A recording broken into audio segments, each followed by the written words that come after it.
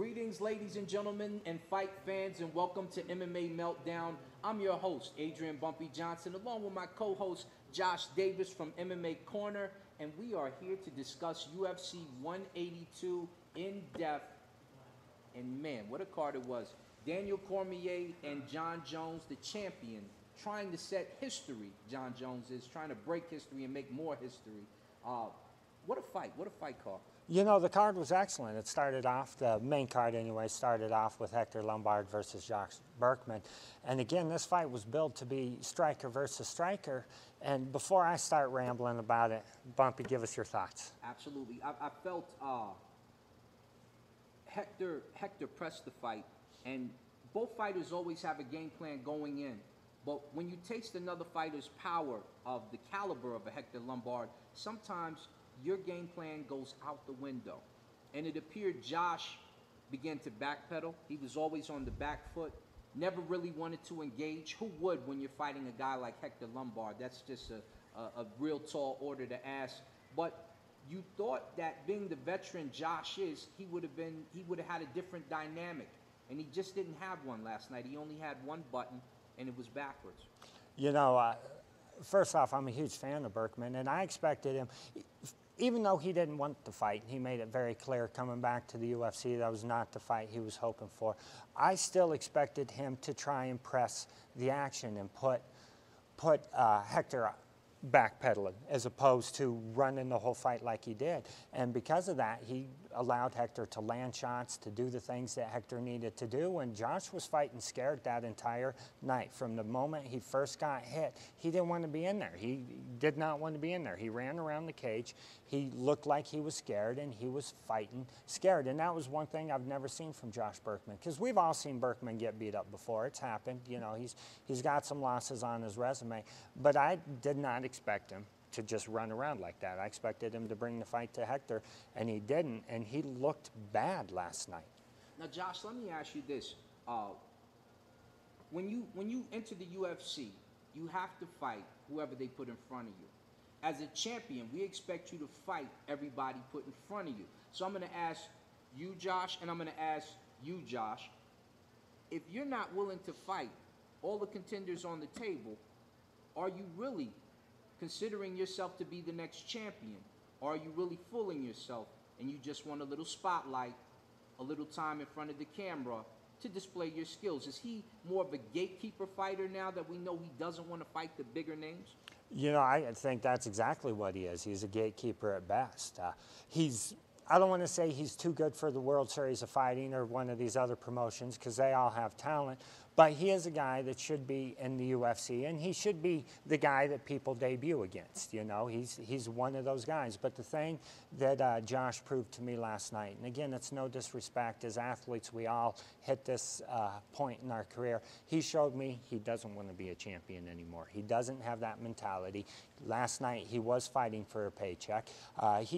He took a beating, but he got paid for it. He collected his paycheck, his sponsorship money, and you know, that was not the Josh Burkman that I expected to see. So again, as a media person, he let me know he's no longer fighting for that title. Absolutely. And maybe that's not what the fans want to see as we move further down the card and cover some of these other fights. We want to see guys who are out to get the gold. There's a lot of people trying to break into the UFC. You got a whole house full of UFC fighters on a regular basis as they run their television show. You have to want it. And if you don't want it, or if you're not willing to test yourself or put yourself through the type of danger that a Hector Lombard presents, yep, maybe you should be fighting on the World Series of Fighting. It's that simple. And you brought up a good point, which will segue into the next fight. But real quickly, after the fight, during the post-fight press conference, Hector Lombard made it very clear that he wants Rory McDonald. You know, since Rory's the top guy who's not getting the title shot, Hector wants to fight him. He wants to earn his title shot. Speaking of, Luis Gagnon versus Kyoji Hiraguchi. Kyoji Hiraguchi is a guy who last night showed that he wants to fight for that title. He went out, he put his stamp down, he looked good. What'd you think? I thought he looked awesome, in fact. And when we talk about wanting to fight for the title. There's a difference between saying I want the champion now, I'm ready for the champion now, and what Haraguchi said in his post-fight conference, which after he put on such a dominating performance, when you say things like, I do want a title shot, but let me build up to it. I have things I need to improve on. This is a respectable statement. This is a respectable fighter, and he's obviously ready for a title shot. But what an intelligent, veteran-like statement to make when you make a comment such as, I do want the champ, but I need to work on a few more things against top competitors. And I know there's been some talk about how Haraguchi could have done this and done that. He manhandled Luis Gaudino, a guy who is an elite level fighter, and he made him look like me, to be honest. I mean, he was in there, just beat the crap out of him. And so, yeah, I do think he is ready for a title shot. If the UFC wants to continue to build his star power here in the States, they could give him another fight. He doesn't need it. He's ready for a title shot. And across the pond over in Asia, he's already got the star power. So he showed it last night that he was fighting for a title. He's a guy who's not coming in here for a paycheck. He wants to be the best. And last night, he showed it. Absolutely. When you speak about polishing a fighter up and you talk about what will make a star, Haraguchi basically needs to take a page out of the Korean Zombies book. Absolutely. Brush up on a little English. I speak 8 different languages. Over here, English is what gets by. So a few English statements, a few English comments, the crowd will love you. And then his fighting ability. How do you compare him with the current champion of that division? I think he matches up very well. I mean, first off, there's not a lot of depth in that division. There's not a lot of guys who really can compete with the champion right now, and he's proved that because he's cleaned out everybody. I think marketing-wise, skill set-wise, I think this is a perfect fight that makes sense for the division. Because I'll throw this out. If not Haraguchi, then who else are we talking about? Exactly. Mighty Mouse has a tall order. Haraguchi just seems to be possibly the total package when it comes to grappling. His striking could improve in certain spots, so I understand him wanting to face a few more top competitors. But as you say that, who else is a top competitor that could do anything to Haraguchi that you see in the rankings? There's not. I mean, other than Mighty Mouse, the only other fight that anyone really wants to see is Mighty Mouse and John Dodson. Well, that's not going to happen due to Dodson's injury. So in the meantime, this fight makes perfect sense. And okay, let's say, just for the sake of argument, that Haraguchi gets his butt whooped, that Johnson absolutely schools him. He's still a young guy. He's still got a lot of time to grow. He can work himself back up that ladder. Not to mention, now he knows what he needs to work on. He knows where he got schooled, so he can go back to the gym, get with his coaches, and fix those areas. I think it's a win-win situation for the kid. Absolutely. Now, let me ask you this, because I've coached fighters.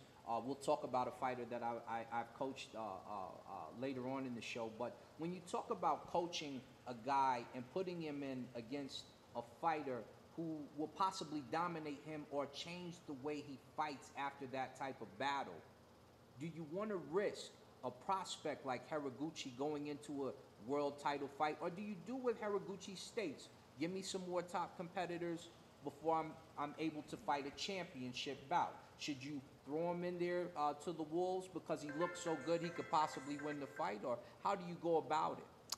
I do what the UFC did to George St. Pierre.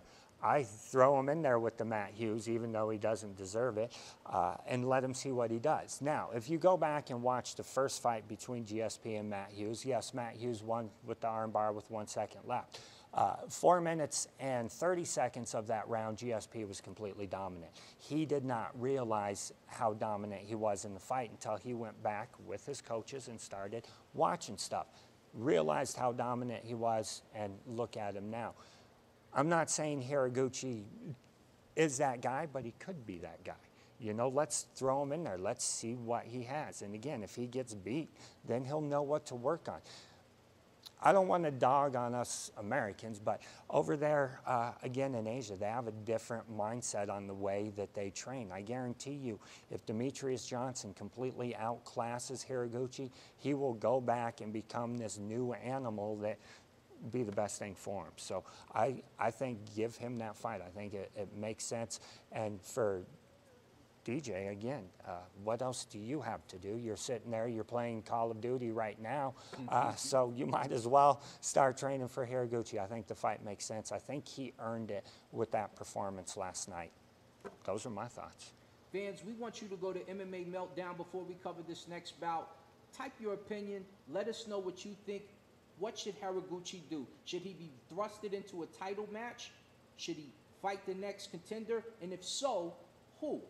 You let us know. Well, in this next fight, I can tell you a guy who is not getting any title fights anytime soon, and that's Nate Marquardt. He went up against Brad Tavares last night. And first off, I don't want to take anything away from Brad because he looked excellent. He went out. He got off the schneid.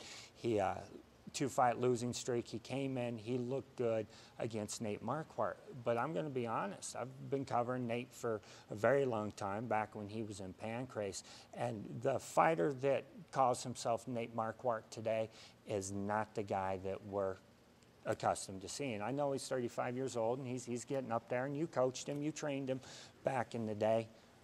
What's up with Nate? Because he's not the same guy. The guy that fought last night, I'll be honest, I don't ever want to see that guy in the octagon again. That guy has got to go. Either the real Nate needs to come back, or it's time to start thinking about retirement. You know, it made me reflect on a comment I seen on Facebook from a gentleman who used to train with him.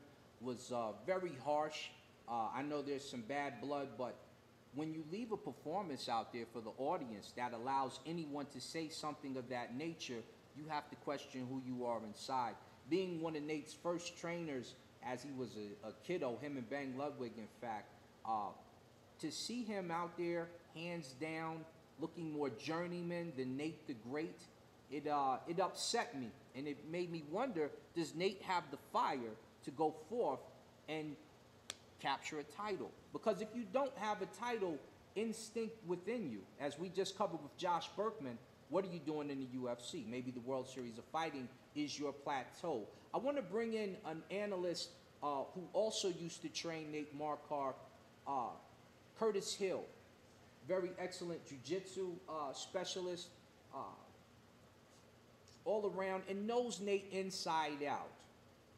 And while Curtis is getting set up to come in, you know, I've known Nate 20 years. I'm a little bit older than him, but we went to high school together. And so I truly have seen his progression. And to see him reach the pinnacle and fight Anderson Silva, and the fight he was doing very well, and until he got clipped, to this, I mean, it's I don't want to say it's disappointing, but as his friend and as a fan, I'd have to say absolutely it is disappointing, because on the piece that I did covering the fight for the MMA Corner, I actually predicted Nate to win. I thought this was a very winnable fight for him. I thought he'd be able to deal with Tavares' size and strength. I thought that Marquardt would be the better striker. I thought he'd be stronger in the clinch, and if the fight went to the ground, you know, I'm always comfortable with Nate's jiu-jitsu skills. But where was that last night? Where was any of that last night? That is a very good question. And Nate seemed almost desperate to get the fight to the ground. Where he had moments of brilliance standing up. There was, especially, I believe it was in the second round, an exchange towards the end where he caught Nate with, or where Nate got caught with the cross, came back with the three-punch combination, and seemed to do damage to Tavares, but never took advantage. And this is not the Nate the Great we know. Nate is great. Those two words are synonymous. And this is not the Nate that we know. When your hands are down, there's no footwork, so you're getting caught with the punches.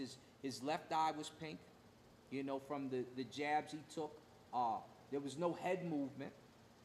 You know, staples of a champion, staples of things that we've come to know common for Nate Marquardt. And it just wasn't there. And it was upsetting to see as one of his former striking coaches, because I know what he has in his repertoire.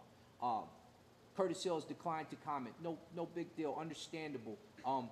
Nate, get down to Colorado, come train with us here.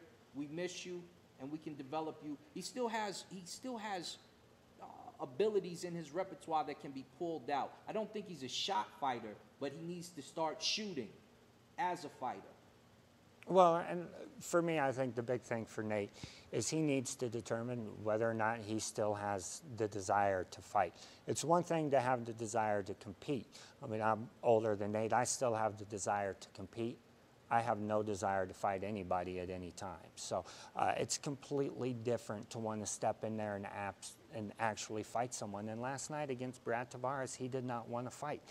There were some exchanges, but he did not want to fight. And to be honest, Tavares coming off the 2 losses, the KO loss to Bosch where he was winning that fight, I thought this was a prime time for Nate to go in there, put the stamp down, remind everybody who Nate Marquardt is, and he didn't do it. He went out there and he laid an egg. And I haven't talked to him, but I imagine he's pretty disappointed right now. Absolutely. When I think Nate Marquardt, I think of his trainers. I think of Tommy Johnson. I think of Clarence Thatch. I think of Curtis Hill. I think of Trevor at Grudge. Trevor Whitman. Boss Rutan. I think of his greater moments. So when I see Nate Marquardt, the 7-time King of Pancrase, 10 I think he ended out at. But when you have the Pancrase title that many times, I expect you to fire off. I expect you to show savvy. You can't let journeyman fighters get in there and bewilder you or baffle you with offense that's not really, it wasn't something outstanding that Tavares did. No. They both looked kind of there. Somebody pulled the trigger here and there, but no one pressed the advantage. It was kind of a sit-around fight. And the boos from the crowd kind of showed that. You have to, when you're on the grand stage of the UFC, you need to show us everything in your repertoire, in every fight, especially when you're healthy. It's one thing if you were injured, it's another thing when you're healthy and you just don't perform. Exactly, and I don't want to beat Nate up any more than Brad did, so I will say this, like you just brought up, the fans said it all when they were booing about the fight. I don't ever condone booing because anytime you have 2 guys in the cage going at it, it takes some serious courage to do that. But that fight was not exciting. Anyone who was a Marquardt fan, I guarantee you we were all screaming at our TVs because that's not who Nate is. But there were other great performers on the card, and moving right along to another great performance. One he was disappointed about, which was a little surprising, but Donald Cerrone versus Miles Jury. This again was another great fight between a pinnacle of the division against one of the up-and-coming lions. Turned out to be what a lot of us thought it would. The older veteran showing the young guy, hey, you still got some things to learn.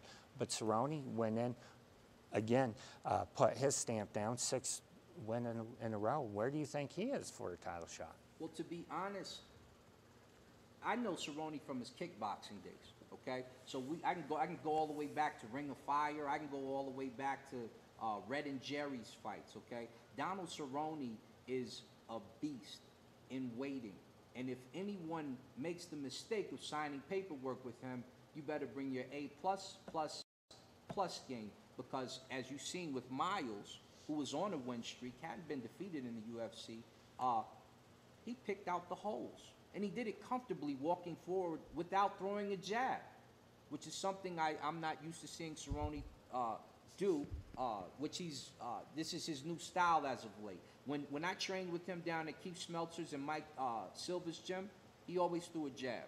I made sure he threw a jab because if he didn't, he would catch the right hook.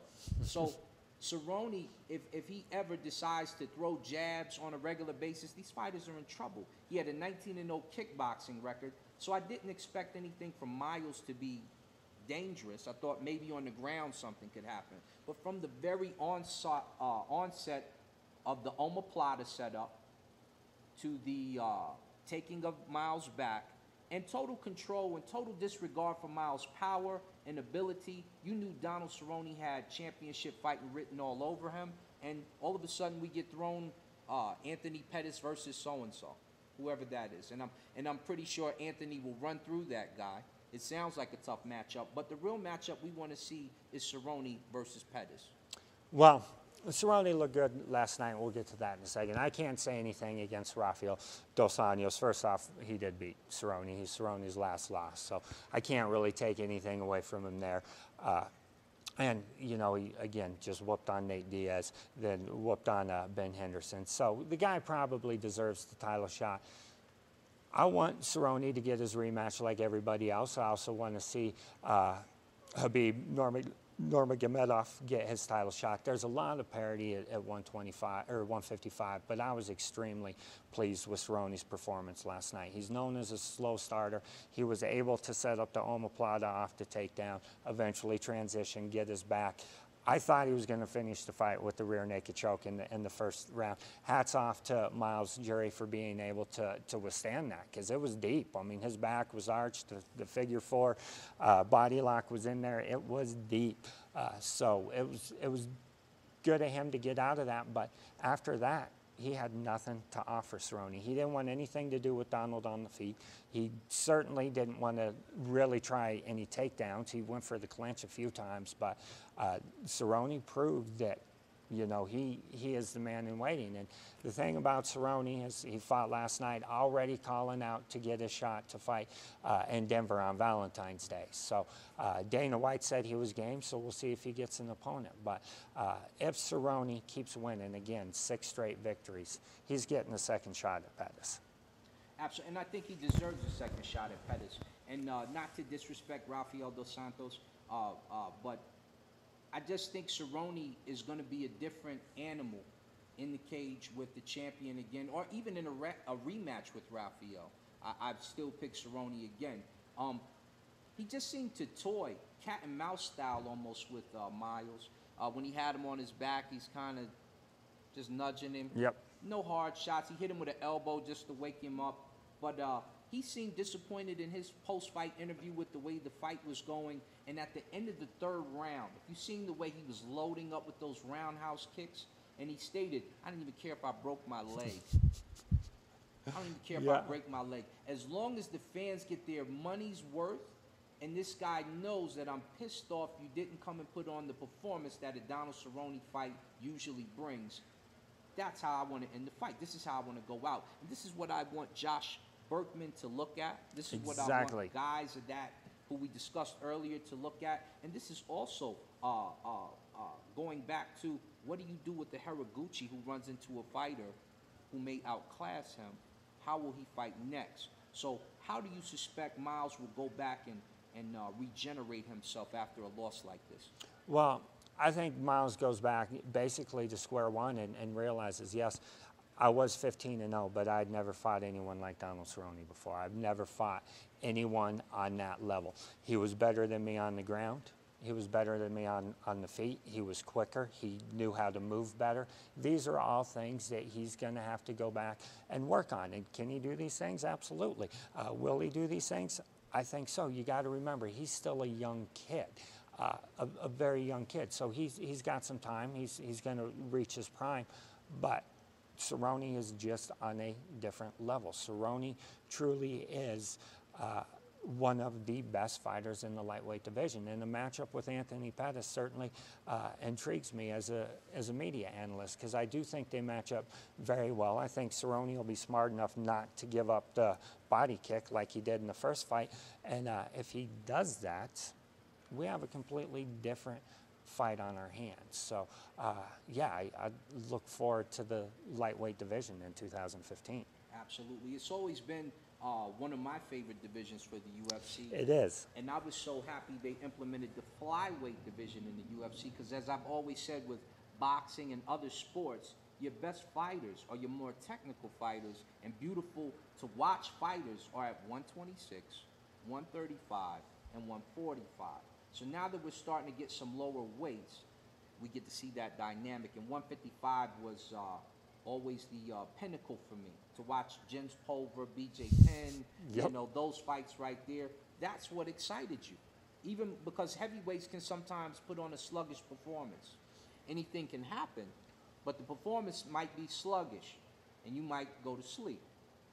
But when you see a 155 fight in the UFC, guys exchanging submissions, when you watch a Sean Shirk versus BJ Penn bout, or, you know, any of the former champions or just former contenders, Yep. Eves Edwards on down, you get a special, spectacular show. And you'll never replace that feeling with a heavyweight bout. No. You just won't. No. Now, moving on to really the division that's the face of the UFC, which is the light heavyweight division.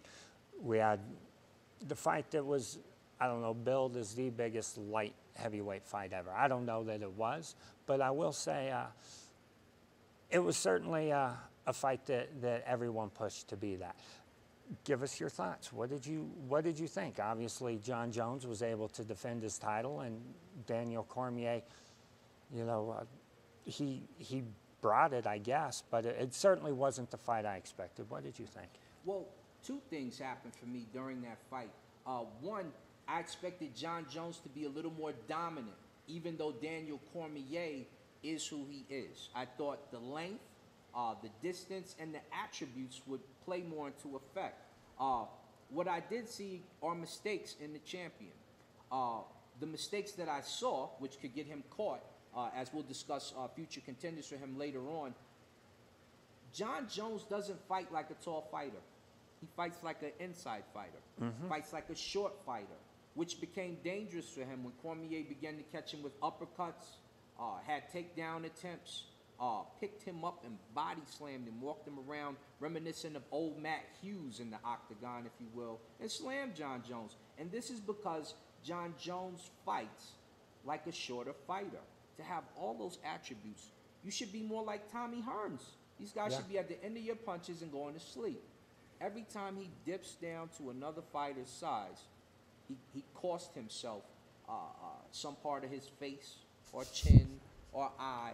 If you're a fighter, you know this. Yeah. Some part of your body gets nicked up and hicked up every time you dip down to a strong, smaller fighter's range and distance. And that happened to be the case with Daniel Cormier, which is why the fight was a lot closer than the judges had it, if you ask me, in my opinion. You know, first off, I think the big difference in this fight was as soon as Cormier realized that he wasn't stronger than Jon Jones, the fight was over. And you could see it in Cormier's eye. It was when he was in the clinch, when he was not able to muscle Jon around, when he was not able to just pick him up and throw him down like he did someone like Frank Mir and other guys at heavyweight.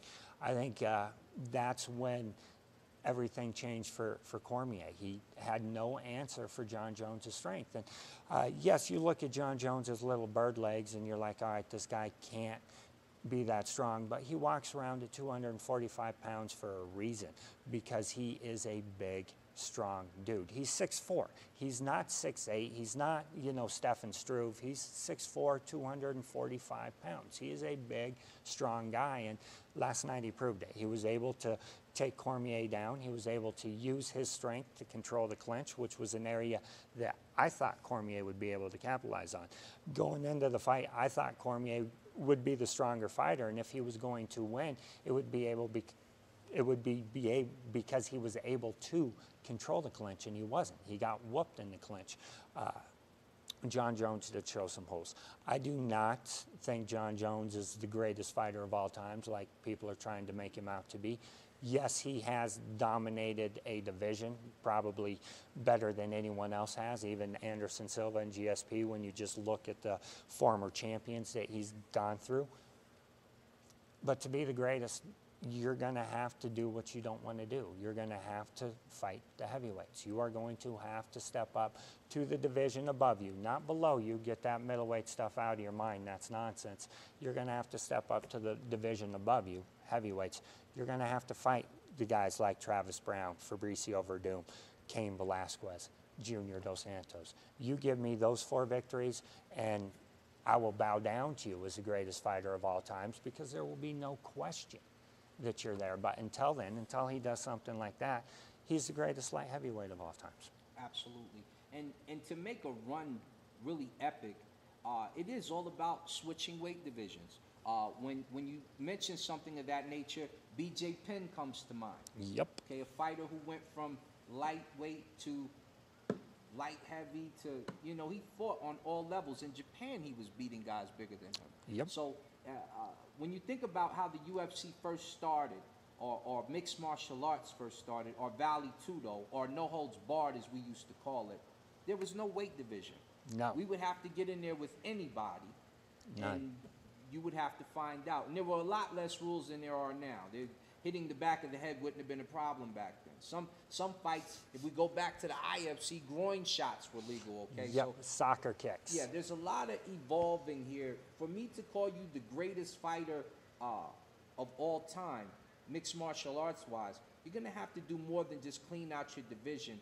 And you have a questionable fight already on your resume, the Gustafsson fight. So we may have to revisit Gustafsson, or you may have to deal with other contenders, as I said we would discuss, such as a fighter I formerly used to train, Anthony Rumble Johnson. How do you see Rumble Johnson or a rematch with Gustafsson going with John Jones? Well, as much negative stuff as I talk about John, I do that specifically because if he's going to achieve the pinnacle of greatness that he talks about, well, guess what? I'm one of the media guys that says whether or not you've achieved that. I am telling you here what you have to do, and until you do that, you're never going to be there.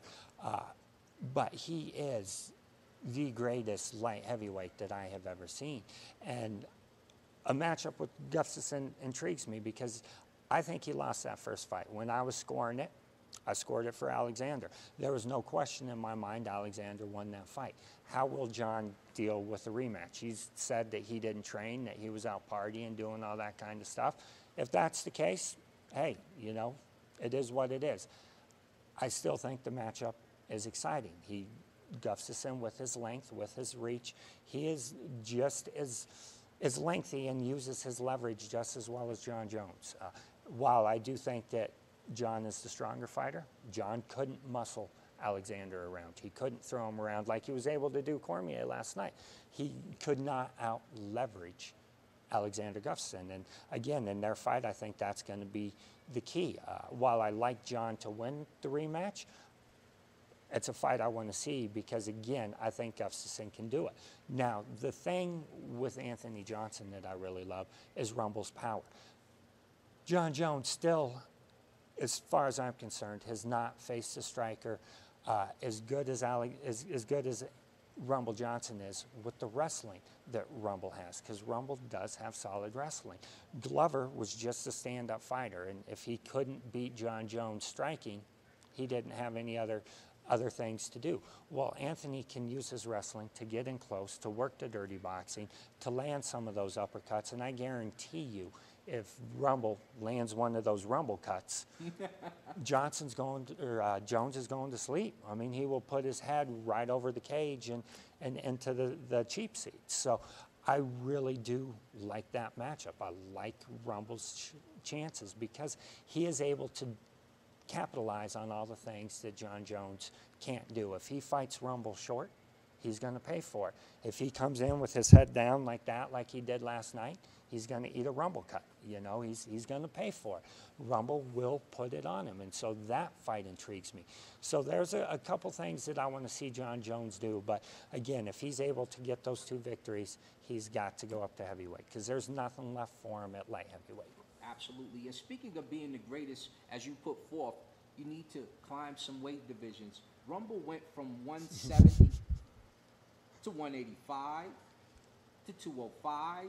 He could also go to heavyweight. A lot of people don't know, when he came down here and I worked with him to cut for the Tommy Spear fight, he came to me at 225 pounds. I cut him to 168.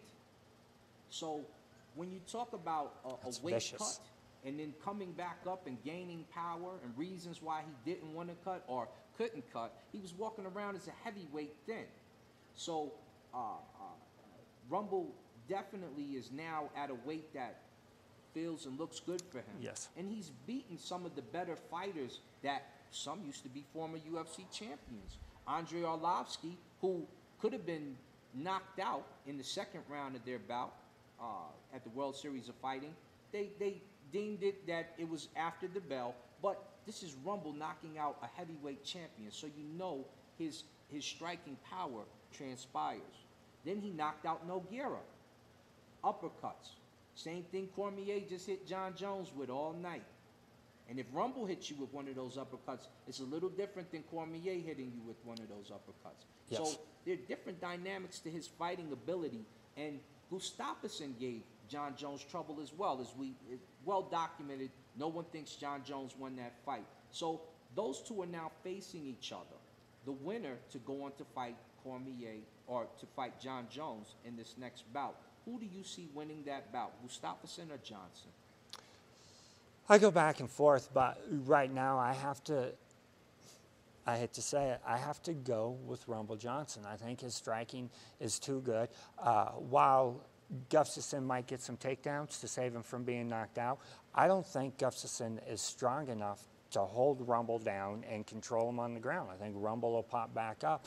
And again, when we're talking punch for punch, I guarantee you that a punch from Anthony Johnson hurts 3 times as hard as a punch from Gustafsson. So I like Rumble's chances in this fight, and I like Rumble's matchup with John Jones. I think he's a very intriguing matchup because again, at his size, it's 6'2", 205 pounds. He's not a small guy. He's not going to be dwarfed by John Jones. He is going to be able to deal with Jones's length, and so. Will he win the fight? We'll have to wait and see. But again, looking at it on paper, breaking it down, absolutely. If we were playing video games right now, these are fights that I would be matching up. Because, yeah, they're fights that I think, again, they match up very well on paper. A guy like Glover, I gave no shot against John Jones because he didn't offer him anything other than strikes. Rumble does. Rumble will kick you in the head, you know, and he has the legs to actually get up to John Jones' 6'4" dome. So I like his chances. Absolutely. And Gustafsson, as tough as he is, I don't see a lot of things that he can do striking-wise to offset what Rumble does now. Melkor is one of Rumble's coaches, well-documented coach. He's over there with Tyrone Spong. So you're talking about the Glory champion. Yep. Training with you on a regular basis. What do you have to offer him, Gustafsson, that he hasn't seen before? You know, it's funny you bring that up because Gustafsson got beat by Phil Davis. So what did he do? He went out and trained with Phil Davis to get better. We saw what Anthony Johnson did to Phil Davis. I mean, he just manhandled him, made him look like a ragdoll, like a guy that should not even be in the UFC. And to be real honest, I think Rumble took it easy on him. I think Rumble could have and should have finished that fight at times. So if that's the style of fighting that Gustafsson is going to come in with, he's going to suffer the same fate. In order to beat Rumble, you're going to have to be able to control him at some point. And I don't think Gustafsson can control his striking. And again, on the ground, he is not big enough, he's not strong enough to control. You know, it was one thing when Josh Koscheck did it when Rumble was 170 pounds after dropping from, like you said, 225 pounds.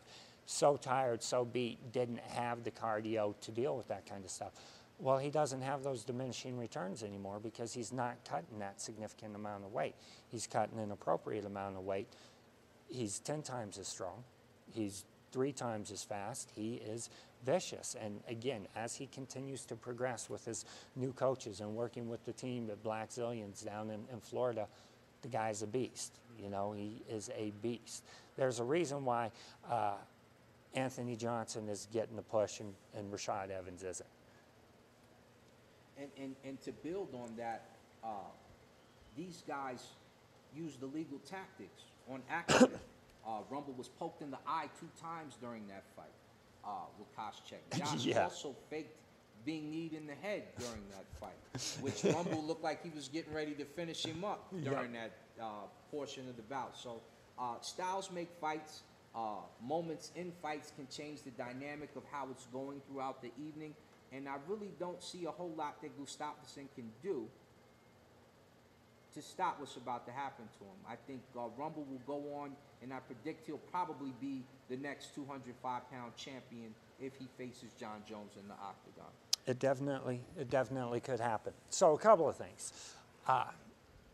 Where does Cormier go from here? What do you think Cormier does? That's a good question. Does Daniel Cormier's stock drop because of a loss to John Jones? Make sure you go on to MMA Meltdown.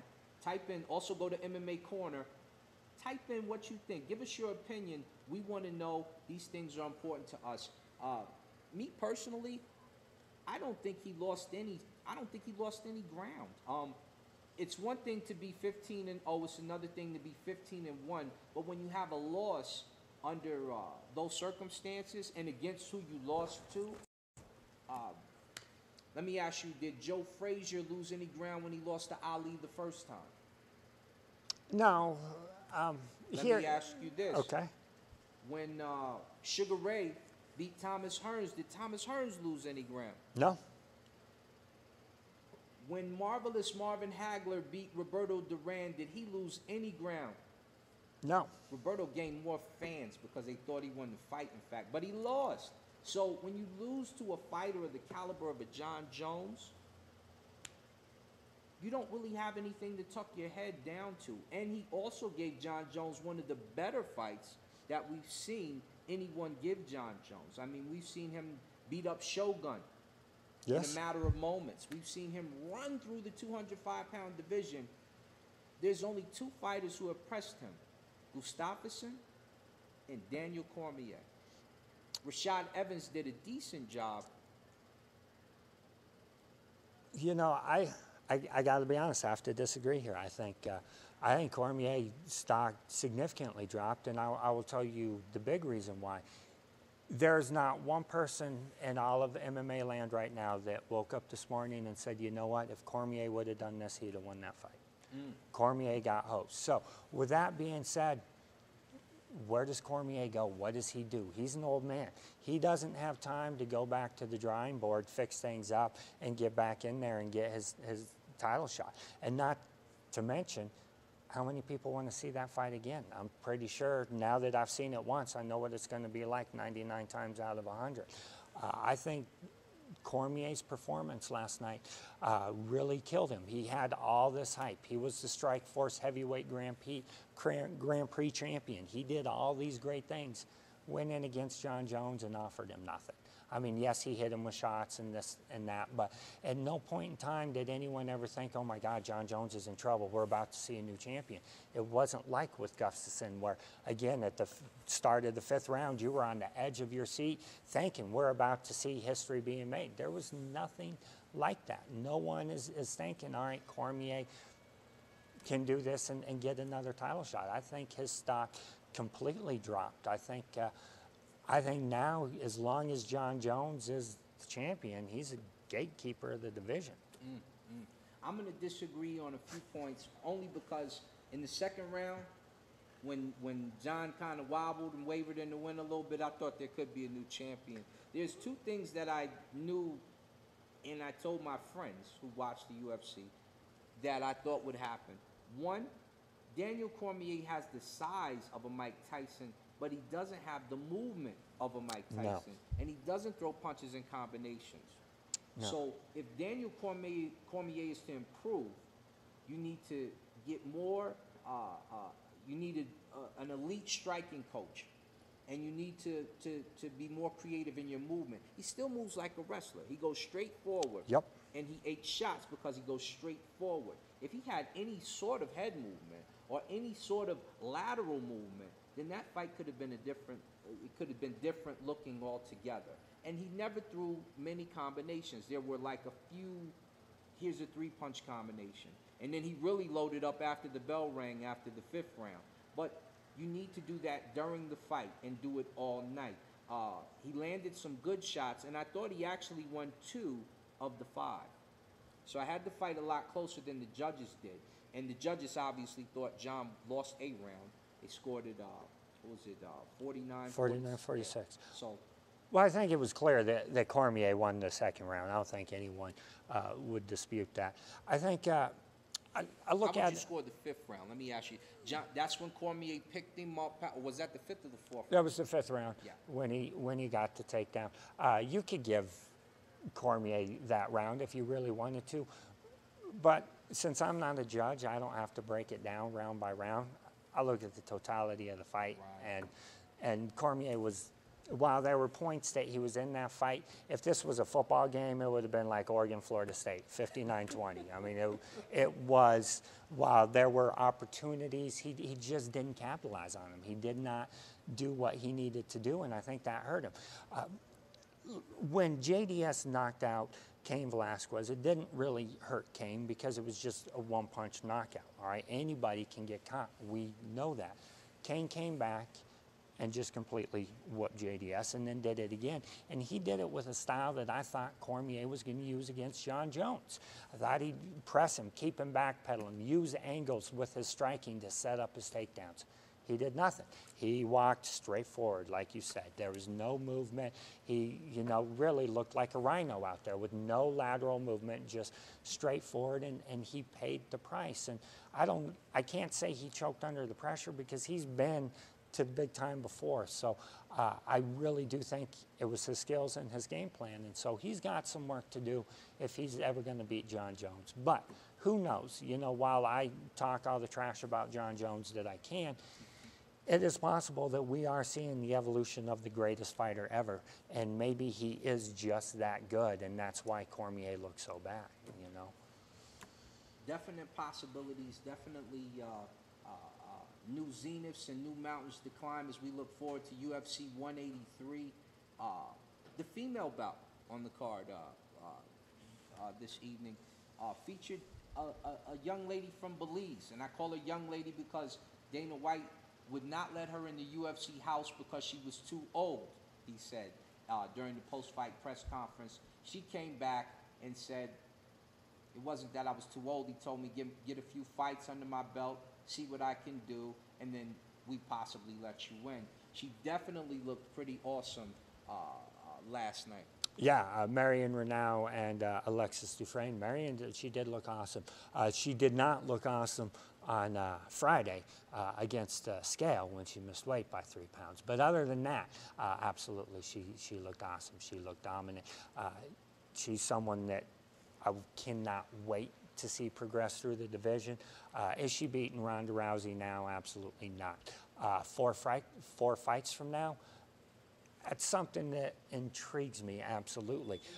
She's not someone that I'd want to fight because I know she'd beat the crap out of me. So she has all the intangibles and all the skills that right now, again, as a media person that I look for, who can beat Ronda Rousey? Because she is the pinnacle of the division.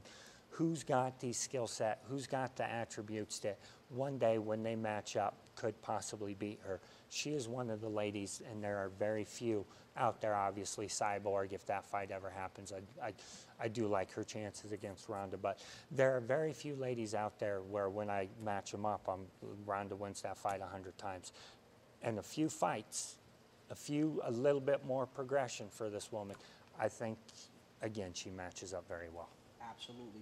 I think we're going to have to see her change coaching strategies eventually, or add a coach, because she seemed against a tall, more lethargic opponent to not be able to take advantage like we know Ronda Rousey can. Ronda Rousey can go to her judo immediately. Yep. This fight for her was not bad, but she ran into a few jabs. She caught a few shots. She was even rocked one time and played it off real well. But I don't think I saw future champion written on her yet, as you've already cross-examined her. I think what she needs is she's either going to have to hit another level, which could be difficult to do because of her age, or she's going to have to step up her power so that she can get rid of girls faster with big shots. Yep. Or she's going to have to change one of her coaching strategies, or one of her coaches, so to speak, which fighters don't like to hear, coaches don't like to hear, but you have a 35-year-old fighter who could be fighting at the pinnacle of the division, and she doesn't appear to have all the tools to get the job done. So you got to make a change somewhere. Yep. And it's no disrespect to say that a fighter needs to change coaches. While certain coaches out there are great in certain areas, there are other coaches that can get more out of fighters for whatever reason, personal relationships, all of that kind of stuff. So making changes, that's not anything disrespectful. In fact, again, if you want to be the best, sometimes you have to look at your best friend and say, you know what, we're not doing it together. I need to go here and at least see if I can get there, because otherwise, again, a fighter's career is so limited, and her at 35, her window is very limited. You got to capitalize on these opportunities now, and if the coaching change is what it stands between you and greatness, make the change. Absolutely. There's not a lot of Randy Couture's running around. You just don't have that many of those. That's a special individual. How special are you? She has to ask herself that question. Exactly. And it has to translate in her performances. Yep. Otherwise, but again, don't want to take anything away from what she's done. She did look good, but if she's going to get here, championship level, I mean, there's a lot of growth that needs to be done. And not necessarily lose a coach, but adding a coach. Yes. To bring more out. Exactly. It just looks like that's what you're going to have to do if you want to beat a Ronda Rousey, because she can definitely beat some other individuals in the UFC without question. She's a top contender, without a doubt, from her performance. Absolutely. So that's going to do it for us for MMA Meltdown, UFC 182. It's a wrap here for us. Me, Josh Davis. We'd like to thank Bill from MMA Meltdown, and we'll see you soon. Watch the fights.